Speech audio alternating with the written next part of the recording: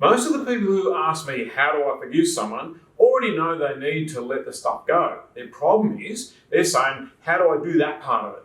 Well, people wanting to know how to forgive and really ask about how they get their minds off the track that it seems to be so willing to go back onto. Really, the questions are more like, how do I stop thinking about it? Or how do I stop obsessing about it? Or how do I stop ruminating about it? Or how do I stop hurting from it? Why can't I stop thinking about it? Or why can't I stop wishing that it never happened in the first place? Or why can't I stop planning revenge?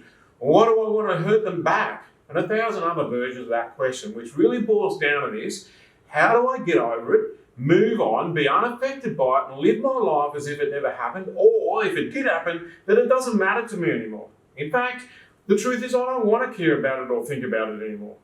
Well, the solution is easier to say than do, so here goes a bit that's going to require more effort than you're probably likely to be happy with.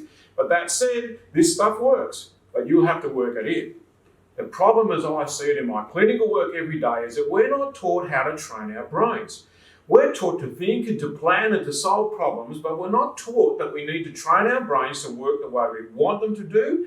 We've been taught that we've just got to settle for how it works. And some days it refuses to, other days it's completely off the reservation. And even there's hours on end where it just delivers garbage to you and you've got to put up with that.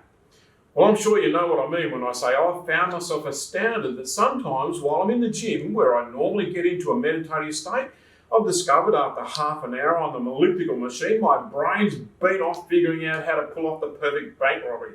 Well, that's 30 minutes of my life I'm never going to get back, simply because my brain decided it would do what it wanted to do instead of following my instructions.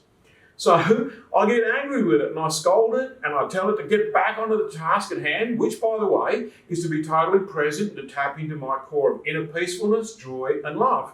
And it says, sure, and it starts down the familiar path of, okay, breathe deep, relax those screaming muscles, go within, find a cool, calm and collected state where you can finish off that bit about how to carry all the gold bars out of the bank, blah, blah, blah. And I go, oh, there's another 10 minutes up in smoke. So it's tempting to think that I don't have the focus that other people have, or that my brain doesn't work like a normal brain, or that I somehow need to learn how to concentrate more, or maybe grow more brain cells so that I can become smarter, as if that's ever going to happen. So most people just give up. And you'll hear them admitting it when you hear these famous last words: it's just the way I am. Well, if you can identify with any of what I've just described and you haven't given up yet, here's a solution. Just like you can train a dog to pitch a stick and bring it back, you can train your brain to perform any function that you want it to. Most people give up on the dog because it doesn't get the picture in the first training session. And in fact, if you've chucked that ball or that stick only to see the dog run, grab it and bolt off into the distance, you're already very familiar with what your brain needs. And if that's not clear, let me say it in words of one syllable: it needs another chance to get it right. Perhaps you could even give it a reward when it performed the task correctly. Like you see in the circus, when the lion jumps through the famous ring, or the flaming famous ring, the trainer throws it a morsel that it can only catch if it's sitting on the platform that it landed on. Well, the same applies to brain training. The steps boil down to this. First, recognise the brain is straight off track.